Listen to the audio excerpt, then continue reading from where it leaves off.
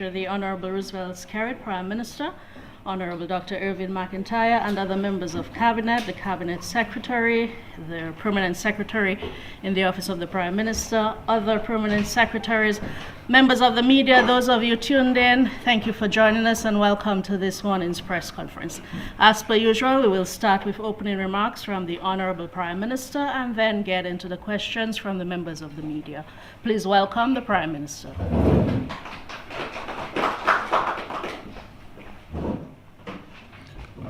Good morning, everyone, my colleagues and senior public officers, and of course, very importantly, the press and those who are listening and viewing through the live coverage.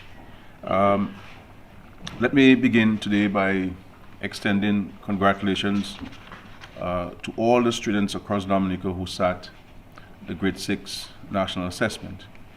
Your hard work, perseverance, and commitment to excellence have paid off, and we are proud of you. I wish to especially commend the top performers in this year's exams. On a personal note, I also take great pride in congratulating my own son, Dimitri, who sat the exams and excelled. Like every parent across the country, I share in the joy and pride that comes with seeing our children succeed.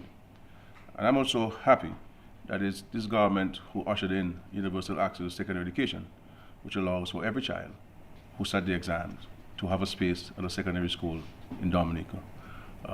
Long gone are the days since 2005 that very few of us, out of the many who sat the exams, would have made it to a secondary school. So we have here in Dominica equal opportunities for all our children. As many of you are aware, on Monday, June 16, 2025, the roof structure that is of the auditorium at the Dominica Grammar School collapsed. The school is under construction. There's this auditorium that is under construction as well. It's a new building. At the time of the incident, I was attending the 77th meeting of the OECS authority in St. Vincent and the Grenadines. However, I was fully briefed on this deeply concerning matter. First and foremost, we are thankful to God that there was no injury. The area in question is securely cordoned off from the rest of the construction site and the grounds of the grammar school, and there has been no risk posed to students, staff, or visitors. That said, the incident is being treated with the highest level of seriousness and urgency. As a government, we will leave no stone unturned in determining the cause of this failure and taking all the necessary corrective measures. As previously outlined by the then acting Prime Minister, the government has taken swift and decisive action in response to the incident.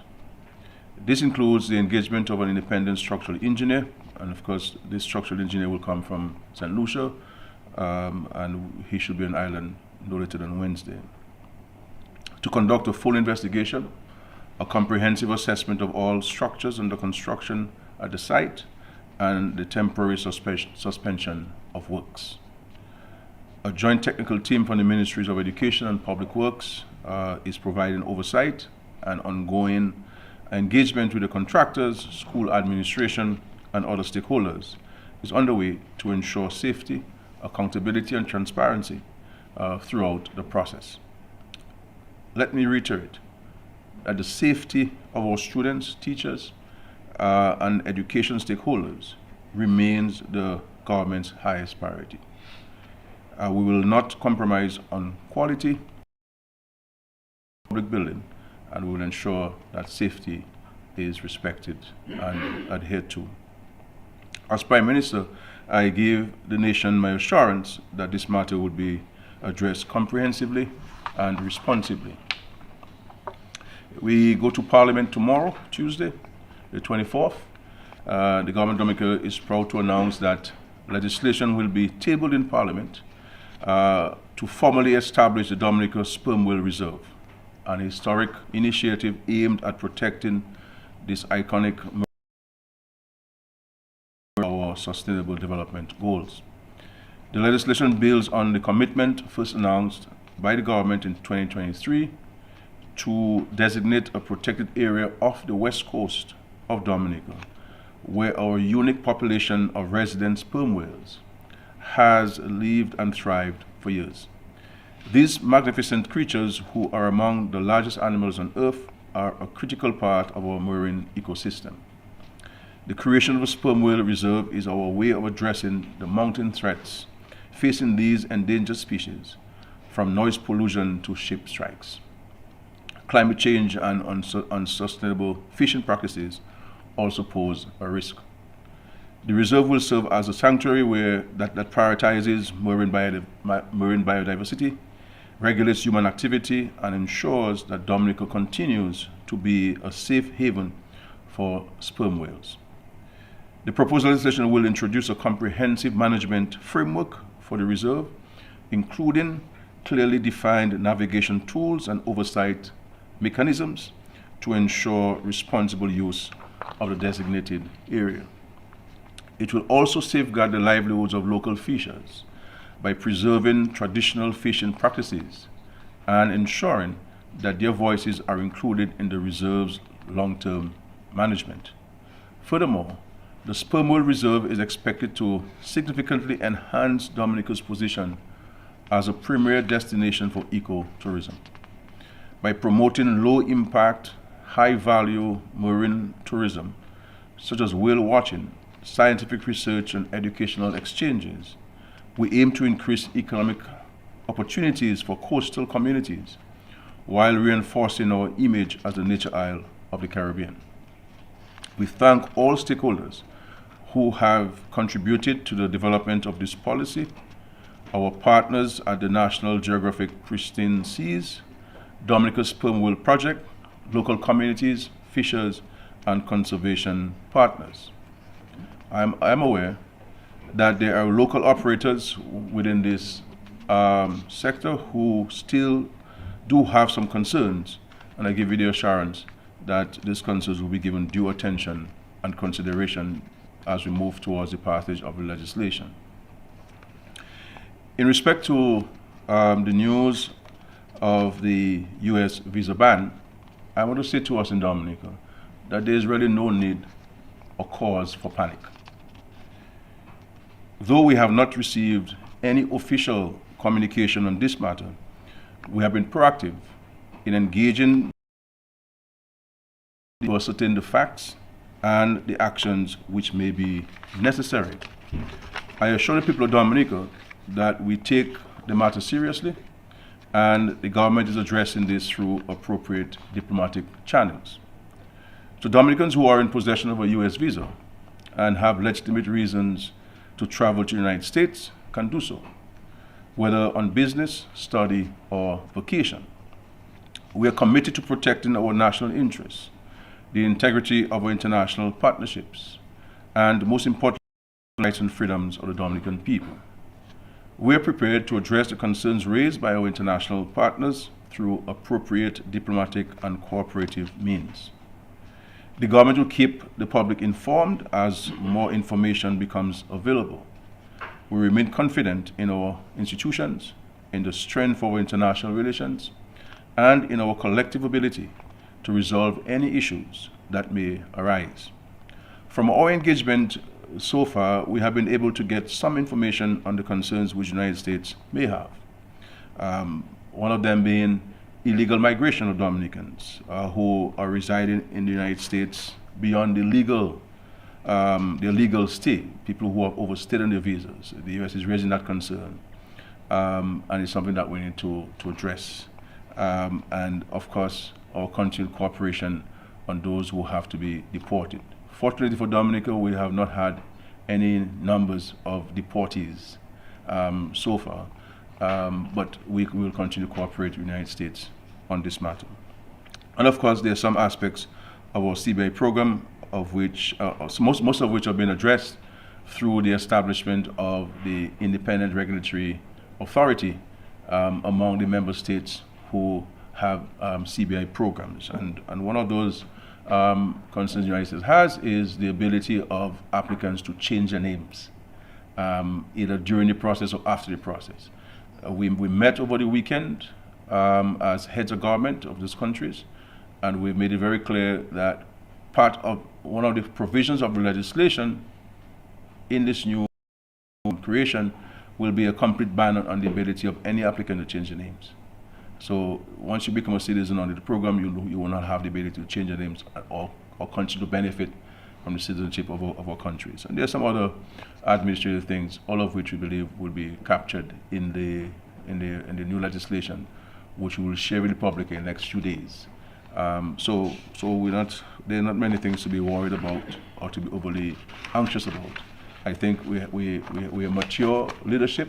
We treat things in a responsible manner, and we will continue to engage the United States in a very responsible manner. Whatever concerns they have, that they may have, we're not aware of anything that is beyond our ability to address, and we look forward to hearing from them officially, if at all.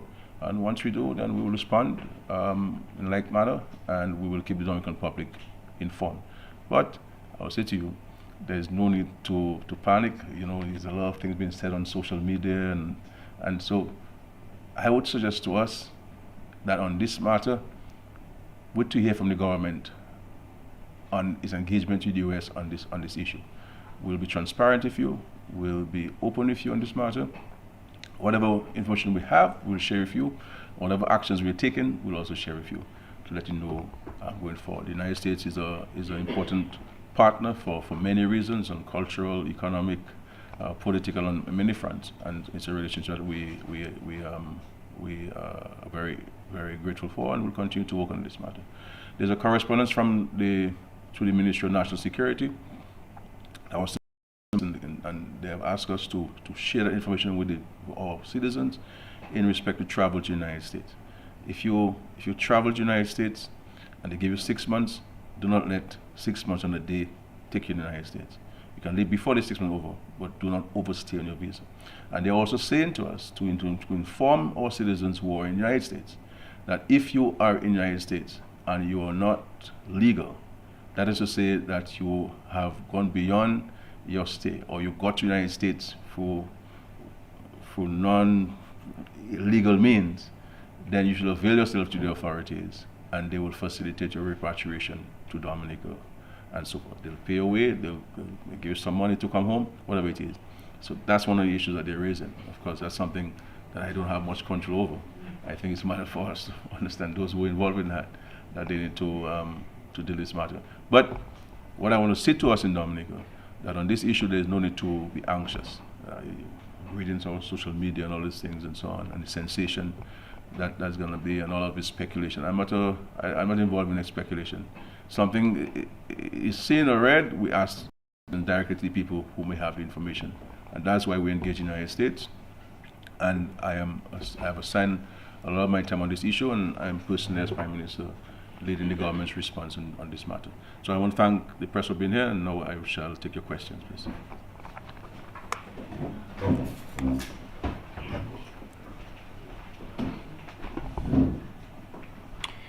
Thank you, Prime Minister, for your statements, for your assurances, and of course for the important information that you have shared with all of us. At this point, we will open the floor, as the Prime Minister said, for questions. I see the news editor and proprietor of Nature Isle News is on his feet.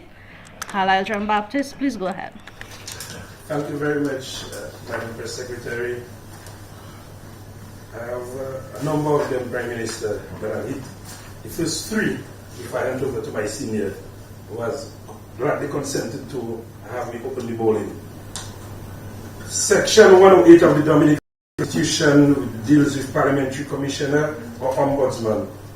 Prime Minister, your government has been in office for 25 years, and during that time, there have been complaints / allegations of alleged maladministration from opposition forces. Don't you think that if you have an ombudsman, it will address these allegations, complaints from opposition forces? That's one question. The next question says, I have there is, the OECS leaders disagree on the issue of CBI during the authority meeting, and how do you feel about Gonzalez, that's Prime Minister Gonzalez of St. Vincent and the Grenadines, as OECS chairman, having to answer questions on the matter when he publicly said he is not in favor of CBI. Can he truly represent the views of 5 OECS countries on the CBI during his tenure? And my third question is, do you share Prime Minister Gonzalez's position that the OECS should look to exit CSME, given the problems he, Gonzalez, has articulated with regards to the relationship? Do you share Alan Chasney's position on OECS leaving CARICOM and negotiating bilateral treaties with the bigger CARICOM countries?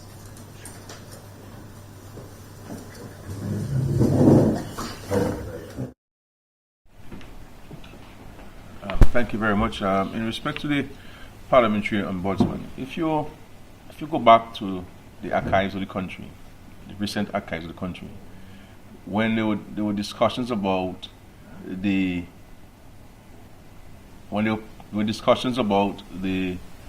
establishment of the Integrity Commission, I suggested then that instead of going the route of creating another entity, that we should go to the Constitution and see what the Constitution sought to do by recognizing the need for a constitutional body to deal with such matters. And I believe that instead of the Integrity Commission that has gone into a lot of nonsensical political machinations, we should have gone the route of engaging a parliamentary ombudsman. Give that parliamentary ombudsman all of the staffing that he or she requires or needed to address whatever concerns the public or citizens of Dominica may have in respect to the governance of the country. And of course, coming out of that, you could also have legislation to support the provision of the Constitution that would articulate very clearly what the ombudsman will to do in light of his or her constitutional authority and independence. You understand? We did not go that route, and so. But I will not.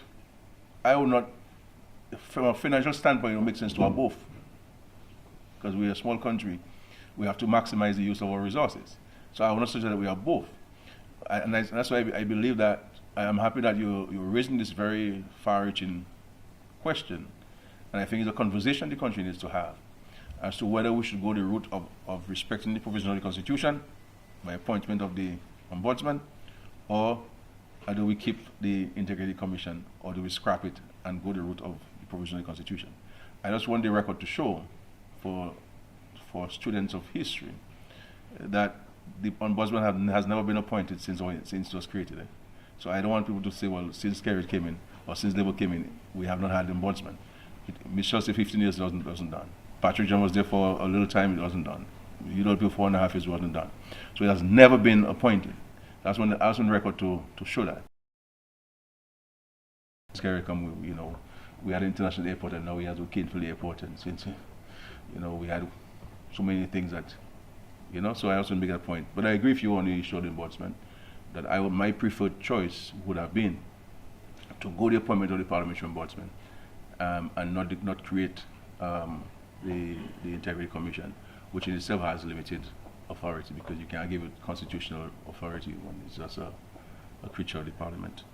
In respect to the OECS and the current chairman of the OECS, Dr. Gonzalez, certainly he won't be speaking on behalf of the countries with the CBI programs and CBI programs. We have our own grouping of St. Kitts, Dominica, St. Lucia, and Grenada. We had a meeting on Friday evening. It was a very constructive meeting, and we were able to address a number of policy issues so that the draft legislation can be proceeded with.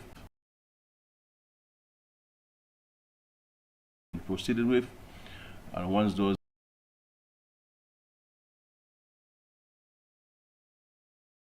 move to sharing that draft legislation with the general public and our stakeholders. And so we speak on the issue of the CBI, we shall speak on our own behalf on this matter, and I think we have the ability to speak on these matters very clearly. In respect to exit of CSME and so forth, I don't necessarily believe that it was suggested that we exit. I think what is being said is stating some facts of some disparity and some inconsistency with the provisions of the revised Treaty of Chaguaramas and the special carve-out for the least developed countries within the OECS, and that there are countries that are not living up to their obligations under the revised treaty. And so a lot of all the manufacturers within the CARICOM are protected, all right, given special treatment. But the revised Treaty of Chaguaramas also made provision for they to make a contribution, especially to the CDF, the CARICOM Development Fund, to assist countries like ours to get us to be up to par, and that has not been addressed. And there are other issues within the framework. It's not the first time we've heard that. We've been repeating this for many years. But certainly Dominica doesn't support the exit from the CSME. Neither do we support the suggestion of exiting from CARICOM. In a family, you may have disagreements, but you have to look at the and I think CARICOM need to have a very sincere conversation about the present state of CARICOM and the future of CARICOM, where all members are concerned. And so I'm hoping that at the CARICOM meeting in Jamaica earlier next month, that those matters can be discussed and fleshed out. But certainly we do not support the notion of exiting. And I don't think that it makes any sense to individual countries to exit CARICOM and go and have bilateral engagements. We don't have the mass that we think that each of us in this CARICOM, we are prime ministers or presidents of these big continents and these huge populations and these huge economies and are always with us every single day, every single minute of the day. And it's important in this very difficult and challenging and uncertain world that CARICOM rises to the occasion and even closer together for the greater good of our citizens. There is no one country in the world that you can go out there with a fishing rod and say you're going to fish in this deep ocean by yourself. And so we are strong on integration, we are strong on regional solidarity. People know me, I am very strong on this. Not for that's intrinsic within me. You understand? And I think that we have to find a way of allowing that, enabling that solidarity to be more entrenched and more present. You understand what I'm saying? And that we have to come to the realization that if something affects country A, it is certainly going to affect every other country. And this is what we have to recognize. We have seen it. In less than 40 minutes, all countries can be wiped out. 40 minutes. So, and we're islands. We don't have this landmass where you can run from one state to the other, one province to the other. You understand? And our economies are very vulnerable to external shocks. Very, very vulnerable to external shocks. So I think we should move towards creating a single space within the Caribbean and helping ourselves work together. But overall, I do not believe that we should support or intimate the notion of exiting. I don't think any one of us can survive on our own in this very difficult world. The world is comparing the world now to 20 years ago.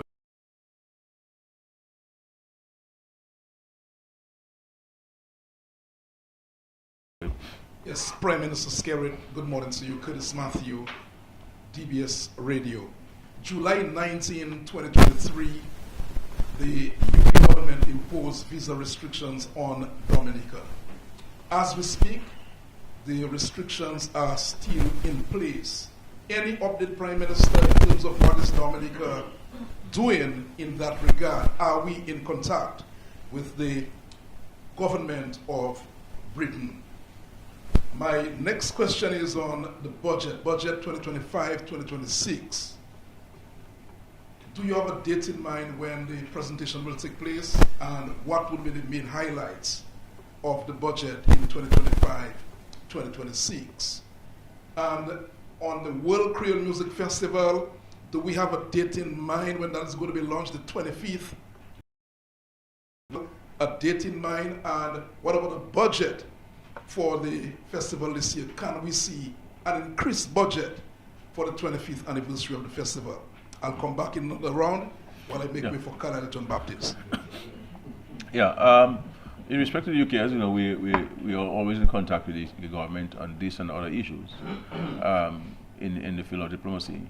I believe that we may stand a very strong opportunity. Legislation, this uniform legislation, establishing the independent regulatory authority, and I believe that would place us in a better position towards addressing whatever concerns that may linger where the UK is concerned. So I think it's a matter of time, and we'll see what the future holds in this. But it's something we continue to engage on this and other issues, and we won't relent until we get some reconsideration. We still hold that the UK was a bit unfair to us. And you just have to move on with it and press on with it, but not relent on your efforts towards addressing whatever concerns or issues which may exist. The budget, of course, is still being worked on, and at some point I believe that the Minister of Finance will share with you some perspectives on this. But one has to be mindful that you are going into a budget year, or you're engaged in the budget preparation in a very, very delicate global environment. You have the current situation involving Iran and Israel and the United States, and of course, whenever these things happen, there are commercial people who try to profiteer from those issues, and you'll have price of oil going up, and when this price of oil goes up, it has this cascading impact on everything that is produces and everything that moves. You have a lot of cancellation of flights in the region and so forth. It's produced in the region and so forth.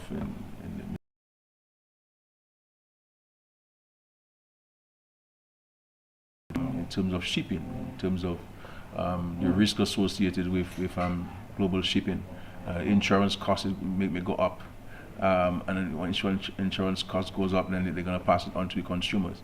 So there are many things that one has to pay attention to. Hurricane season, for example, they say that they're going to be a very active hurricane season. So you do not know. And hurricane season now is up until December. No longer September. So you have to put in some things that will continue to give hope and confidence in the economy. But you also have to be prudent and responsible in what you say and how you go about making certain offerings. We're not going to be, as we have now been in the business of making outlandish commitments to people that cannot be sustained. We've been responsive to the needs of Dominican people, but also very responsible. Because, I always tell people, I liken the management of Dominica's economy like driving on Imperial Road. You cannot take your eyes off the road. The moment you take your eyes off the road, you're in the precipice. And therefore, and I have heard people like Dr. Fountain, the leader of the United Workers' Party, and at some point I'll address those issues, have a 10-pillar recipe, or whatever he calls it, for the economy. And I can't understand how this gentleman worked at the IMF, because there's no way somebody who worked at the IMF couldn't have such prescriptions. I mean, if it was Lennox Clinton who said that, it's okay. Lennox Clinton, or Hector John, and it's okay. But can it be Thompson Fountain, who is being paraded as an economist and who could go to the IMF because he likes to say you work at the IMF. At the IMF? And that's the prescription you're going to propose to the country, that you're going to slash revenue by over $300 million and not saying where you're going to get it from. And then you maintain relations to the Polisario. Polisario giving you money? The only person you have relations with is the Polisario. So where can you get grants from? you have articulated an anti-one China policy. So where are you getting the money from? So at some point I will deal with this, but so the point I'm making is that you see some of these things you want to laugh, but you can't laugh because it's serious, you know. So I see you laughing because this is not. I mean, I too want to laugh because it appears to be a joke, but it's serious matter, serious business, you know. Anyway, so we'll speak about the highlights and so forth. But I believe that the government, if I were to advise the government, I believe that the government needs to articulate some views on the cost of living and what are some of the things that we can do to help alleviate the cost of living. And I believe that there are many people who are building homes and who want to build homes and who need to be facilitated one way or the other. And I think I'm going to find a way of facilitating those persons in a transparent way to build their homes, especially young people who have come back from studies and who are working in Dominica and making a contribution to build this country, that we need to give them a holding hand and to see what we can do. So, but I'm sure the cabinet will discuss the matters, and if those points find favor, then we'll proceed with those. Of course, we have had many consultations led by the Ministry of Finance with farmers and the small business people, the private sector as well. And we've also been receiving suggestions from stakeholders, and I have been to a couple of them consultations, and I think some ideas have come forth that I believe that could find a way into the policy statements or the budget, and to facilitate and address the concerns of some of the stakeholders. And we're doing consultations for all my time as Prime Minister, and I've always found them to be very useful and helpful, because at the end of the day, we're not only trying to balance the government books, we're trying to also balance people's lives and also get them to have hope and confidence in themselves and the country, and to invest in the country and to improve themselves. Okay, Creole Festival. Is it Thursday? For this Thursday you launching? Where you launching, Minister? Villa Capital launching there. Okay. 14.4 million. 4 million higher than. 4 million higher than last year. 13.4. I think the Ministry of Finance will get you some money today. Yeah, I think this will get you about $3 million today, tomorrow, so that you can pay the deposits to the people and so on, so that you can move ahead. But the Creole Festival is an important part of our calendar. I think it's Thursday. This Thursday, 26. I don't know why you guys will launch like during carnival time. I don't know why you guys wait for so long. I don't know. Is it bands or groups or what is it?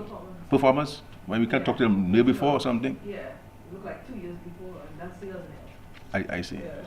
So maybe to launch a little earlier than that. But I think the Creole Festival is always going to be fantastic. I think we have been improving over the years. It has become the world's premier music festival, hands down. There's no competition, none, and everybody has accepted that. That this is number one. This is the place you come to fete. That's the only place where you can get a day break. You understand? When you come to Dominica, folks, as you know, you party 24/7, my friends. There's no sleep. People sleep weeks before that, and they sleep after that. But during the weekend, there's no sleep in the Creole Festival. It's from one to the other. You leave the Creole Festival at 7 o'clock in the morning. You go on the bayfront. You understand? Creole Bodlame. From the Creole Bodlame, you go to a river bath and so on. You go to a hot springs, and from the hot springs, you dress and you go back to the festival. And let me tell you something. It's a vibes, you know. You must engage me to promote the festival. I mean, let me move around for you guys. I mean, getting excited, man. You know? Yeah, so look forward to that. So the monetary aspect you said is what? Well, it's 13.4 million that the minister is saying. Yeah. Yeah, 4 million higher than last year. I mean, these things cost money. I mean, because artists are not cheap. Once an artist has one song, he believes that, you know, that one song worth $1 million, and they bring 25 people with them, and so it is a very costly exercise, you know. But the economic impact is huge. I mean, it's huge, and this is why we need to promote it and support it. And I think that we need to have a conversation on a more sustainable path for financing of the festival. I think it's a conversation that we need to have with stakeholders.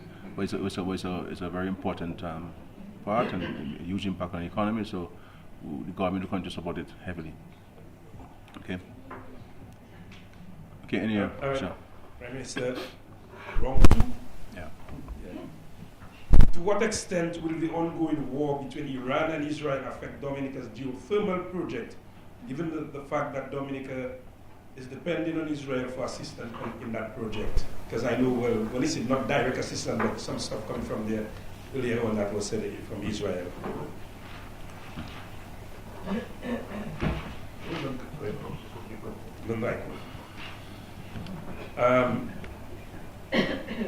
Has any consideration been given to making the immigration department a separate unit from the police force, like in Barbados and Antigua, thus creating more jobs?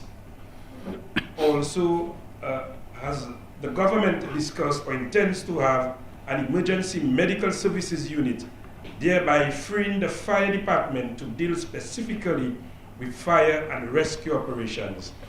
And my final question in this round is, given the significant migration patterns we've observed, does the relevant government ministry anticipate any challenges or data reliability concerns that might affect the last population census interpretation? And also remember that the census is yet to be released. It is.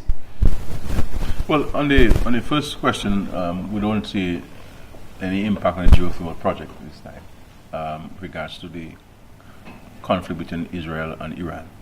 The second question on the separation of the immigration department from the rest of the police force, we had done some studies on that before, so there's a document on this as part of our reform agenda.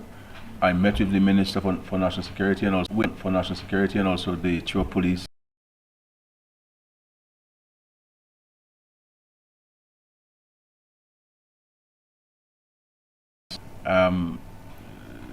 Gradual efforts towards bringing in civilians into the immigration department and also police administration.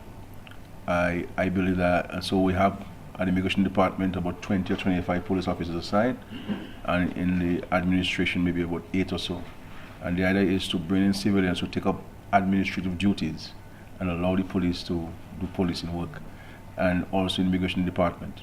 So there are persons there who will be made immigration officers, and then gradually we will get out of the police being immigration officers and dealing with the issuance of passports and the likes.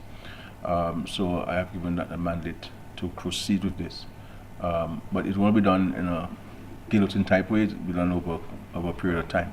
But certainly, so we'll free up the police with about 30 men that can be available to your police to carry out matters relating to the security of our citizens.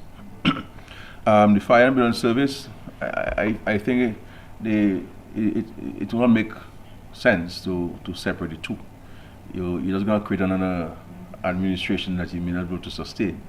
And I think it's good driving experience for the firemen, because otherwise, I mean, the frequency of the fires and so on, so it's an opportunity for the men to be active, and so there are plus and minuses to it, but a small population like this, I don't think it will make any financial sense in separating the two. Population census, as you know, the problem we had, and I've said so before, is that we were not getting enough cooperation from the residents during the efforts towards the collecting of the data. So the census, so we had to put a halt in it and redefine the whole approach towards the census. And of course, this is a matter of the Ministry of Finance. It will be better able to share with you and address with you the details of this. So we did not complete the exercise. Any report to present. So it is not true to say that we have not released the census. It has not been completed. and therefore it's not possible to think. And we went into the field twice. We sought advice and went back into the field using a different strategy, and that did not yield the result that we needed to yield, and so we had put a stop on it for us to get further advice on our reposition of this, and so this is where we are. So there was never a completed census, and if there is no completed census, there's no census to release, because there were some administrative challenges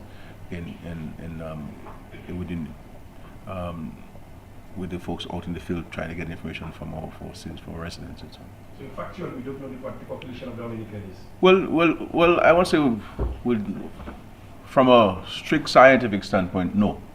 You understand? Because the last one was done. I can't remember when the last one was done, but certainly is an important piece of information that you need. It's important data that you need, because that will help for a number of policy initiatives and programs and projects, and so it's important. So our hope is that we can get the cooperation of the citizens on this matter, and so that we can collate the information and have it analyzed and present it in a manner that's required from an international standpoint.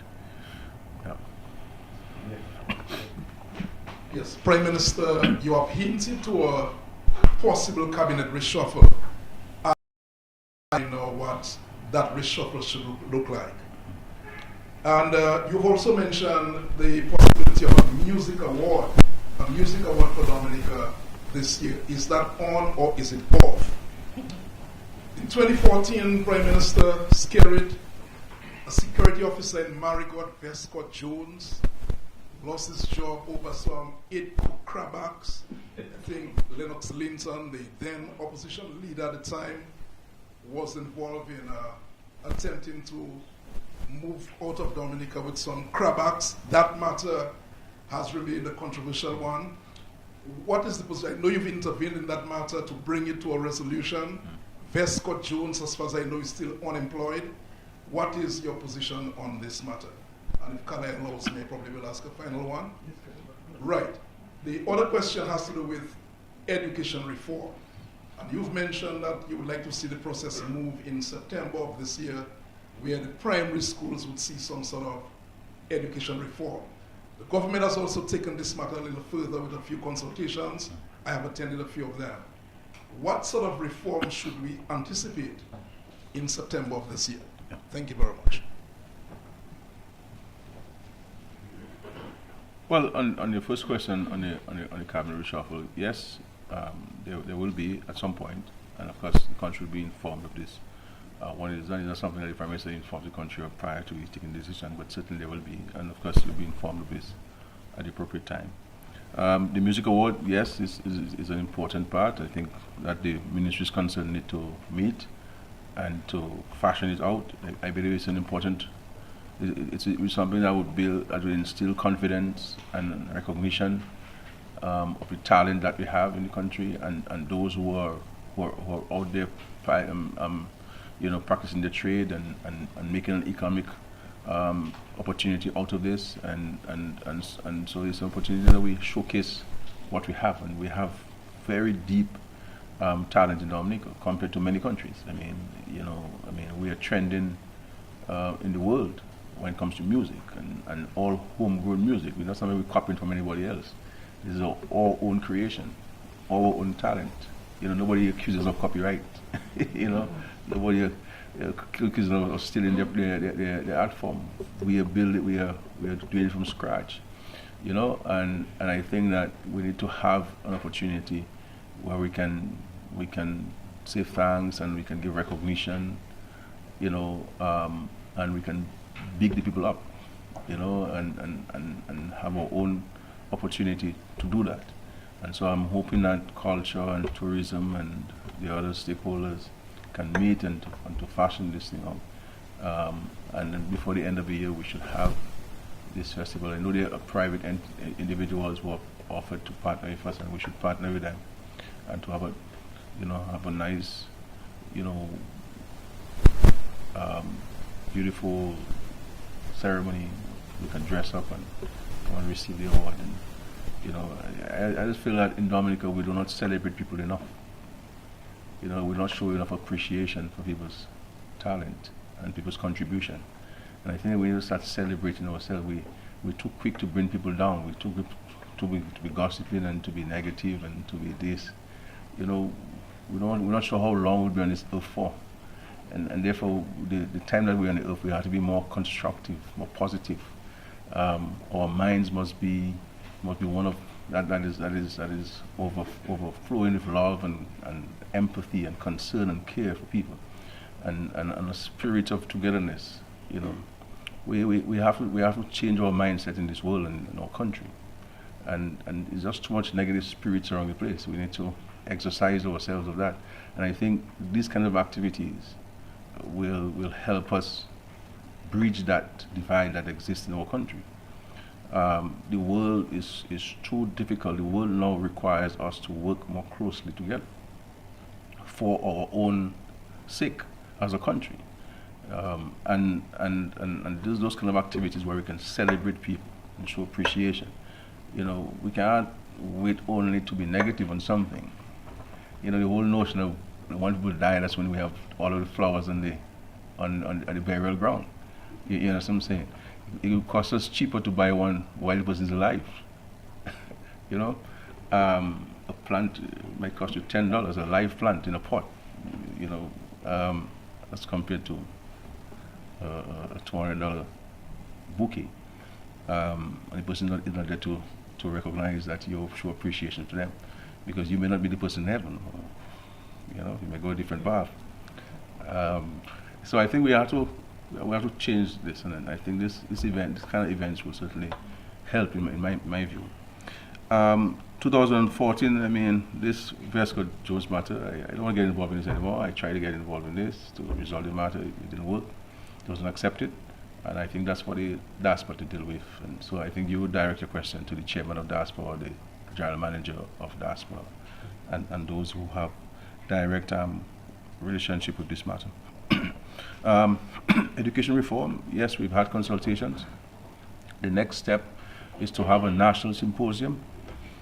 I am hoping that we can have this in July, where we invite all stakeholders, and so that we can better fashion what this reform will look like in September.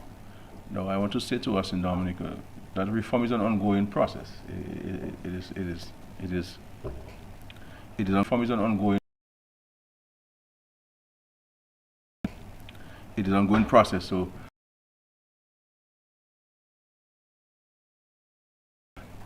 the time has come for us to address a deficiency, and it's no criticism of anybody.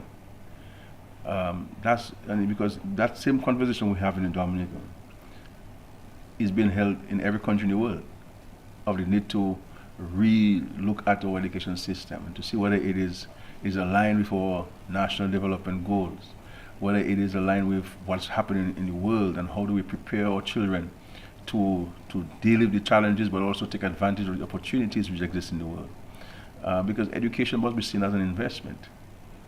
And how are you going to allow children to recoup their investments once they get the skill and the qualification? And so those skills and qualifications must be aligned with the global realities and your national realities. And so there's no need for children, because there are more opportunities now, there's no need for us to expose children to everything in the world at the primary school. I think a primary school should be the fundamentals, while we do other things. And sports must be exciting. Let's let children play cricket and football and basketball and netball and all of these sports are there. Rather than a child writing an exam and say, what is this? How do you stretch? Is this correct or whatever? Multiple choice. Multiple choice is not going to get a child to master the world out there. We have to get our children to be critical thinkers, to have analytical skills, to be able to comprehend. Once you master comprehension, you can master any subject. Because before you can solve the problem, you must know what it's telling you, what it's asking of you. And so there's some fundamentals that we have to focus on. And let children play their music, bring their guitar to school, bring their organ to school, and let us see who is the guitarist there, who is the organist there, you know, the saxophonist and so on. Let them be free to express themselves and not have them in a cage called an exam. Because once you have an exam, you're only going to be focusing on exam and not building the child. And so this thing should not be exam based. Music and art and sports should not be exam based. It should be more about participation, diagnosing children's abilities, and now assisting them to take advantage of this God-given talent that they have. You understand? And so, and I made the point at a couple of the consultations. Did we pick up at school that Issa Banton had talent beyond cricket? Or Nice? Or Suki? Maybe had we picked up Suki had talent at school, he would have a different path in life. Don't know. You understand? And so this is what we want the school to be. The school to be an exciting place for children to come. As it is now, it's a place of it places a lot of burden on children and on parents and on teachers. Because I talk to teachers every day. You know, I am very close to the classroom, and it's a challenging because the world has changed. The world has changed. The world has more challenges now than it had before, but they also have many more opportunities. And so, how do we position a child to overcome the challenges, and also to be able to see an opportunity and go after it, and make money out of it in a legitimate way? And so, let's focus on the fundamentals. Let us build on children's character. Let us build on children's interest in skills. Every child should be exposed to skills, and let us see what talent you have. You understand? I have a brother. He and I are two different learners. He's a technical guy. The guy can do anything for you. He'll draw a plan for you. He'll read a plan for you. He can tile. He can do electrical. He can do plumbing. He can build a cupboard. He can build a house. He can build anything you want to build. He can build it. You understand what I'm saying?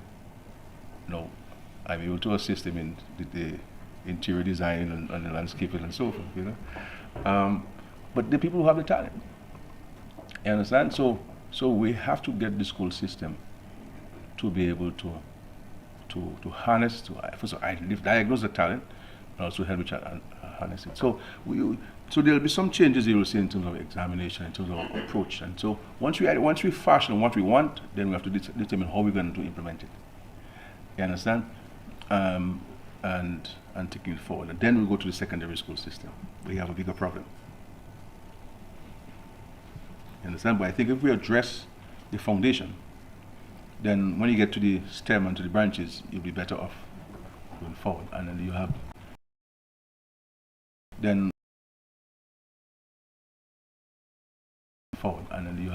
you'll have better and brighter.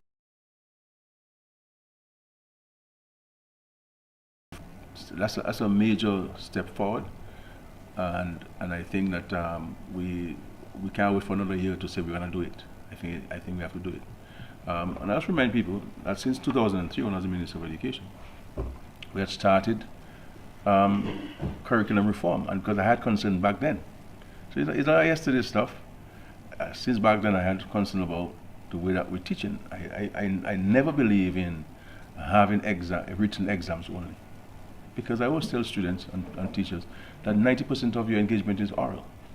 So if we have a school system that only deals with written exam, and there are children who may be able to write a response, but a child can speak to you very, very eloquently, very, very knowledgeably on a question.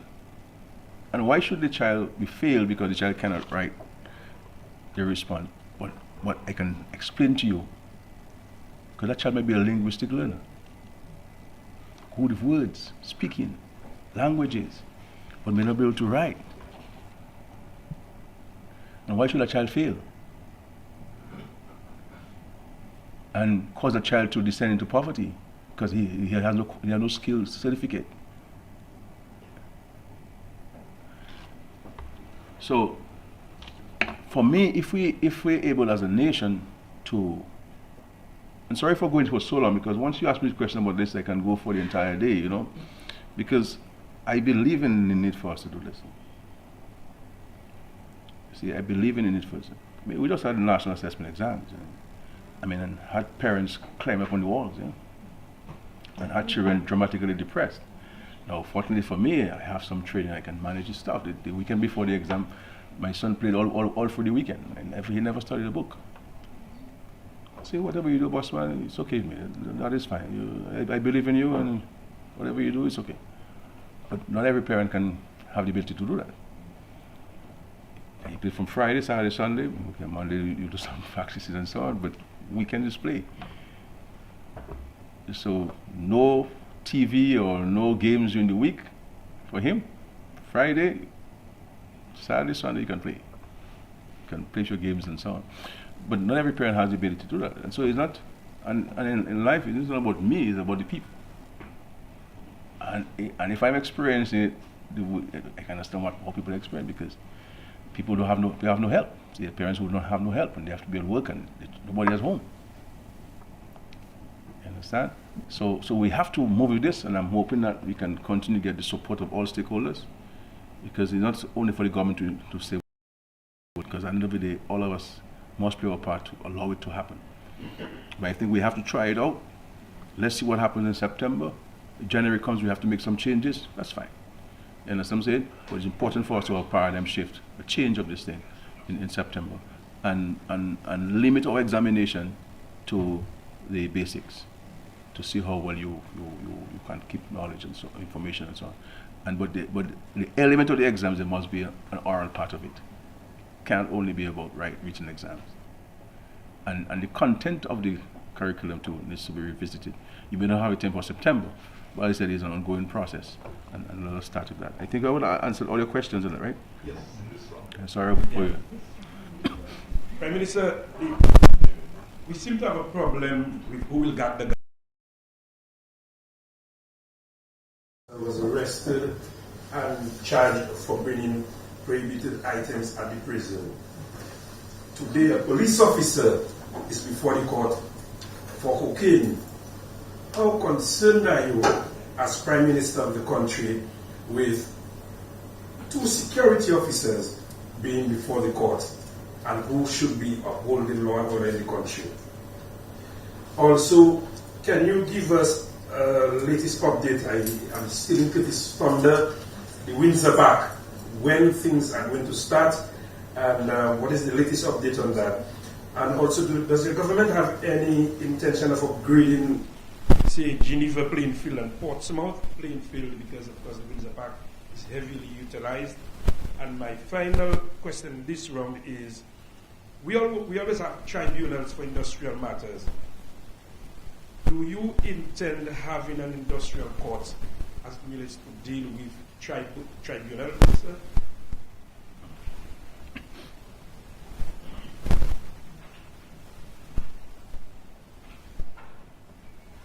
Yeah. In respect to your first question, it's always unfortunate that persons who have to uphold the law find themselves with difficulty with law, and the mere fact that they are being apprehended tells you that the system is working, and that no one is above the law. It's always unfortunate, but that's the reality that you have to deal with. And we just continue to urge those who have that responsibility to stay clear of those activities, because the country is dependent on them to secure the rest of us. And so it's always an unfortunate circumstance, and especially in cases where you know the people personally. So these things are really unfortunate, but the police has to do their job, and they're doing the job, and we have to commend them for doing the job and ensuring that the application of the law is that the law is blind, and that the law will apprehend and deal with anybody who goes afoul with the law. So I think we should commend the police officers for this effort. The other question you had with regards to Windsor Park, I think the contract has mobilized. Okay, so work has in fact started. I think you will see physical work, or you should have decided to see physical work in the stadium. I have not gotten that brief yet on this, but as far as the government is concerned, everything is in place. The contractor would have received his advance payment, I believe, based on the contract, and so we're on track for this. We're on track for this. Geneva and Benjamin's Park, as you know, we spent a lot of money on this too. Just reflect back on where this places were when we became the government, and where they are now. I think the next step in both of these facilities is to enhance the perimeter of the facilities with improved stands and etc. etc. But in terms of the playing surface and so on, it's well, a lot has been done. My hope is that that the citizens, residents of Dominica, can make greater use of these playing fields, not only during the day but also at night, because so it's important that that we make use of it on an ongoing basis.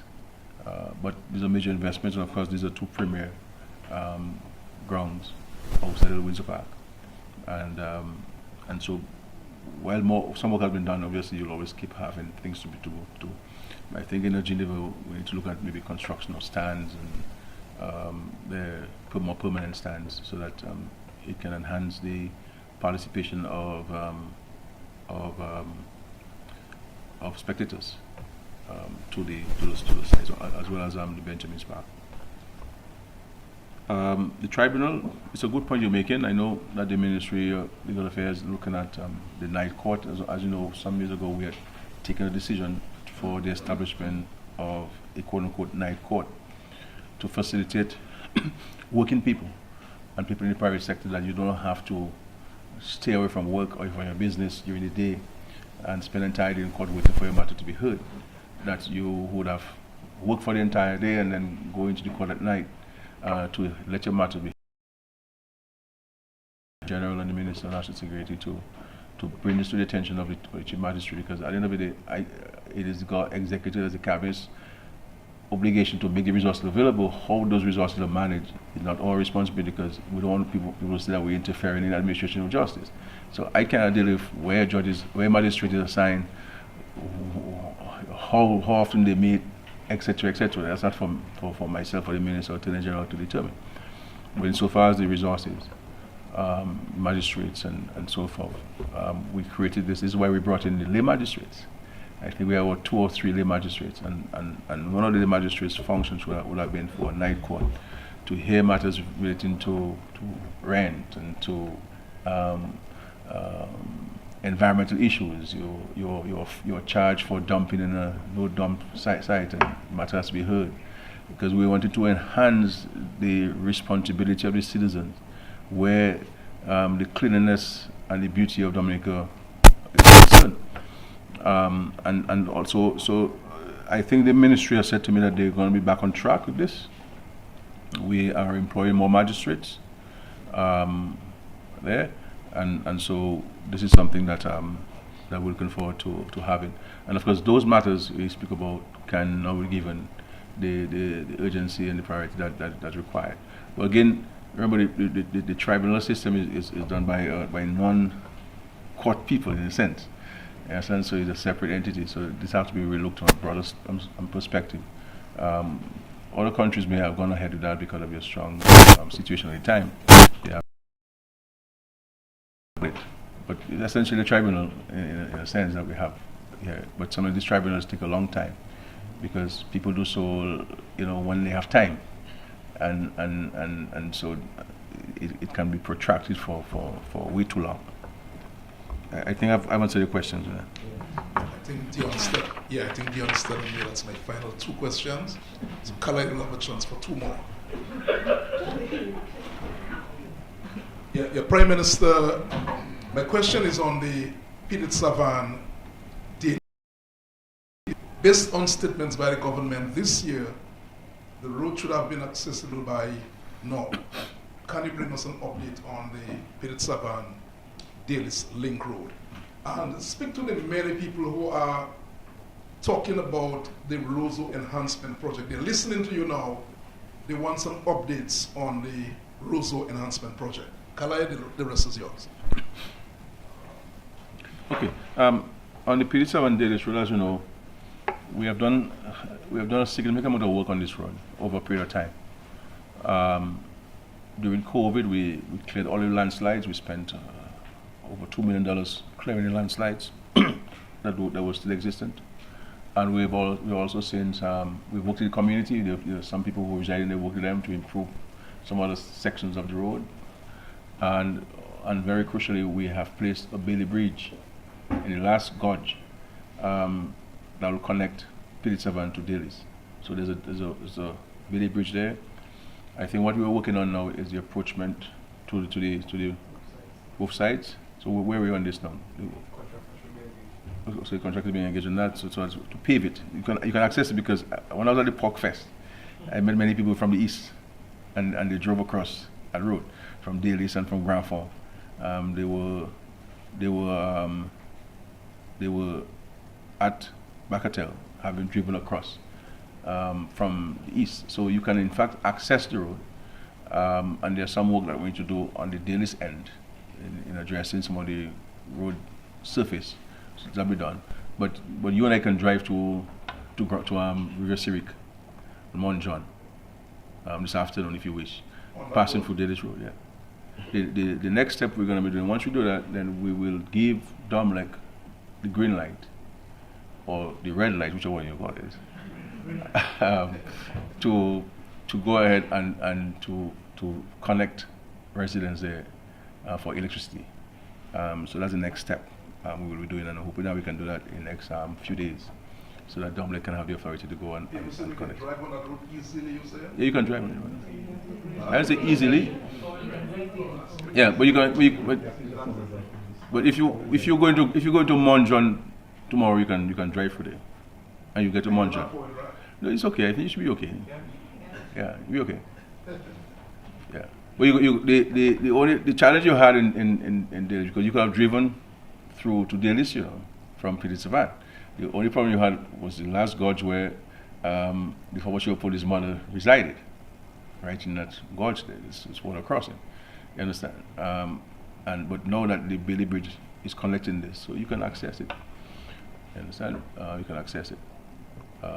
So people are doing that, but we just need to pave the approaches on both sides, and of course there's some work that needs to be done on the Daly's side of the road and improving the surface and so forth. But the crucial part was the Bailey Bridge.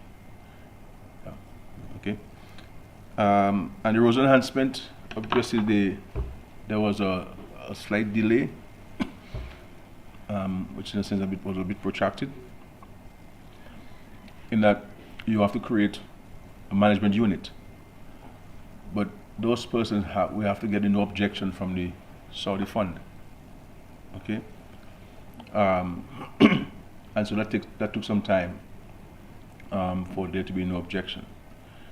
So we're just waiting for one more person for the no objection. And I think once we get this, we should be okay. And so they had an issue with the names that we submitted, and also the proposed compensation, remuneration. So those 2 points have been addressed, and so we are hoping that we can get the final approval from them on this. All of the documentation required for going into tender, all prepared. So once the unit is in place, it's a matter to trigger this, and then we will start accepting bids on this project. The important thing I understand the anxiety, because this is a major project that everybody is looking forward to. It will have very positive implications on the city and the country as a whole.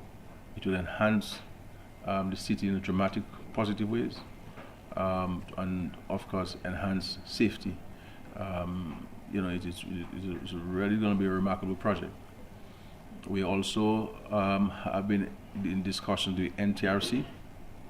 They had given us a plan for the construction of underground ducts. They have submitted a proposal to us, and I've given the green light to go ahead and engage them.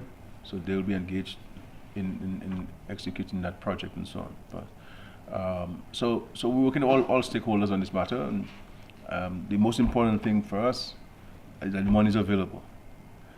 Parliament has approved the funds, so we're not going to be looking for money for this project. We're now addressing some administrative issues, some of which we have no control over. So once this is done, then we go to the next important phase of seeking tender for this project and so on. But once it is started and moving on, you will see how positively impactful it's going to be in transforming the city of Roseau and enhancing us into a modern city in many respects. My final question as we wind up, PM. We have a lot of young people roaming the streets of Roseau. What do you consider a lot? A lot. I don't know where they're coming from. No, serious. I mean, they're struggling, drugs, etc., and they find themselves in the garbage bin. You know, does the government have any plans to try to, assist? Because they come from all over. In fact, for me now, it's even more than ever. If you go across there and they go in the garbage bins and they eat from that, it's unsightly. What can government possibly do to rid the streets of those young people, to assist them in terms of rehabilitation, etc.? Yeah, I mean, we've had discussions on this with stakeholders, the private sector, other civil society. This is gonna require a societal effort toward addressing this issue. We cannot just take it and take them off the streets, because you have to respect the people's human rights and their freedom of movement, even if they may have a medical condition. And I recall a case where we tried to help a youngster, and the family appeared and wanted to sue the state for taking the person for medical treatment. So we have to be very careful on this. And so we've tried to work with families to help fashion a rehabilitation plan for those individuals that we know of, because it's going to require all stakeholders to play their part on this. Because what is 501 is 1 or 5 too many. And so we need to assist them in seeking medical care and treatment and rehabilitation from whatever challenges that they are suffering from. So it's going to require a part to play. I believe the government has a role to play, but the rest of the society has a role to play in this, from the family to the church to the private sector. And it should not be from the perspective, well, these people are affecting my business or something. It should be looked from a humanitarian standpoint. If we look at it from a humanitarian standpoint, I think that we can assist. But if we just want to get rid of a problem from an economic standpoint and so on, I think we'll find some challenges. So I think we have to come with a view, empathetic perspective toward trying to help those persons to get themselves rehabilitated. But the government cannot, and of course we had made some allocations at the APU. We also have provisions for them at the Grotto Home, and the Grotto Home does something that helps with allowing them to come in and to grab a shower and to have something to eat. And you cannot keep them. You cannot force them to stay. You cannot to revisit that approach we were taking. But even when we were trying to do this week, we came into many challenges because there are some families who are very strident with their opposition towards trying to get some of these people help. But there are families out there who are certainly helpless in trying to find a solution to the children's predicament. But I believe that it's going to require everybody to play their part. The problem you have in the society today is that, and we have to guard against this. See, the more you get developed, is the more individualistic we become. We become less of a society, less of a community, and we have to guard against this. And the more individualistic you become, is the more selfish you are, and the more indifferent you are to your neighbor. Which is contrary to what the Bible envisaged. It says you have to be your neighbor's keeper. And so we have to guard against this. And I think the world, Dominica included, needs more missionary work, more evangelization taking place, in the communities. I meet with church leaders from time to time, and I share with them privately my perspective on this. I do not want to speak about it publicly for fear that people may misinterpret or misrepresent what I say. But we in the country, in the world, we have to think a little bit less of ourselves and more of our neighbor. And instead of looking to the solution.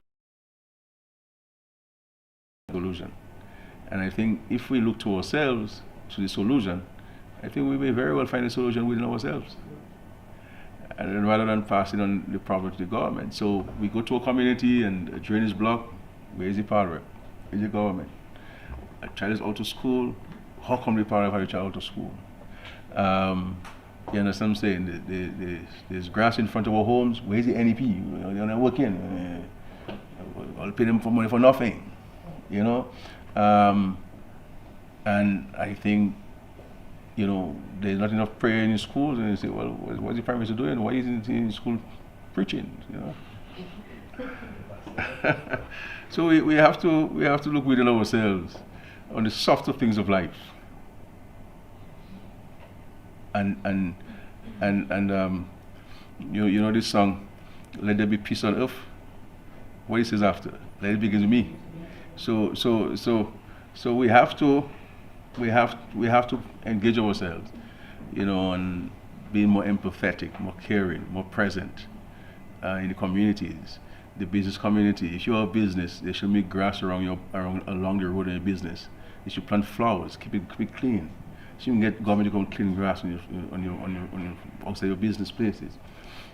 You know, your garbage, put it on a truck and take it to the solid waste department. Why put it outside when you have a truck that you can put it in your truck and take it yourself? Why are you waiting for the truck to come from solid waste that you're not paying much money for? So there are some things that we have to do. If we put all the burden on the government, what's going to happen? You see, I mean, you know, and we can't put everything on Jesus. You tell us some of it, all the burden on him, just some. All, because no, all. You know, you see, my prayer and supplication, you know, but you can't. Everything happen to Jesus. I want this, I want that. I mean, you will burden the man for all something we're asking for. There's something He gives us talent to do. But we're looking at the glass half empty all the time, rather than thanking God for what we have and praying for more. But we forget about what we have and we're praying for more. You know, so there are a lot of things that we have to change. We have to go back to the basics. But that's not for a press conference. That's for when I'm sitting down and I have more time to speak about these things. I remember I told you there's something that we talk about that I won't use the word vex about, but I look for a different word. But I think that we have to be a more caring society. And we can't look only to the government for this. Every part of the society has a role to play in this, and so we're hoping that we can have a different spirit and so on. But any more questions? No? Good. That's good. But I thank you again. I always try to be short, my responses. So I ask everybody to bear because sometimes something requires some explanation. And so that's why I take the time to explain, so that people will understand. Because there's so much misinformation out there. And some of it deliberate, some of it for ignorance, and is creating a serious problem in society. And with the existence now of AI, I mean, all sorts of mischief. So instead we use this thing to our economic and social benefit, we're using a knowledge that the Lord has provided to us to cause mischief. Rather than seeing how I can make money out of AI, we're there in a room saying how I can make mischief using AI. And that's a problem. You know? And then we have everybody now believing all kinds of things, and now I don't know the difference between a bright person and an ignorant person, because people who were supposed to be bright are peddling this thing and treating this thing as truth. And this is where you come back to the education reform, or being analytical, and be able to be critical in your thinking, to know what makes sense and what doesn't make sense. And this is where education must be able to help our children to better determine what is true and what is false, what makes sense and what doesn't make sense. And if our school system or society is not helping people understand this in this world, we'll have a serious problem. We'll have a serious problem. And this is why we're calling for a paradigm shift in how we do things and how our children are educated. Because if there is not this paradigm shift, and we can't wait for tomorrow, we can't be okay, we're scared, you have enough time to step in just now. No. We can't wait for next year to start the process, because it will be 1 year, might very well be 1 year too late. And so, if we can do something today, not leave it tomorrow. You understand? But we have to get better, appreciate the difference between fact and fiction, between education and ignorance. The problem we have now is that ignorance is winning, and mischief making is winning, and people are using that and creating panic. Similar to this news about the U.S. ban. I mean, I see things and I read things from people who should be on a program educating and informing the public about what is factual and issue. For reading this thing. Yeah, for reading this thing. And it's not fair to the society, it's not fair to the country, it's not fair to those who want to know better. So each of us need to look within ourselves and to determine what is going to be my contribution to the society. Because if we believe in afterlife, then certainly we believe that Christ will come to judge the living and the dead. But I don't want to go into preaching of the gospel at that time, so I'll end here and tell you, go in peace and serve the Lord and serve our country. Thank you very much. Thank you, Prime Minister, for your engagement this morning. We are staying true to our commitment to engage regularly with the members of the Dominican public through the media. So we thank you for your assistance in that regard, and we'll see you again very soon. Thank you, everyone, for tuning in and for listening. Good morning.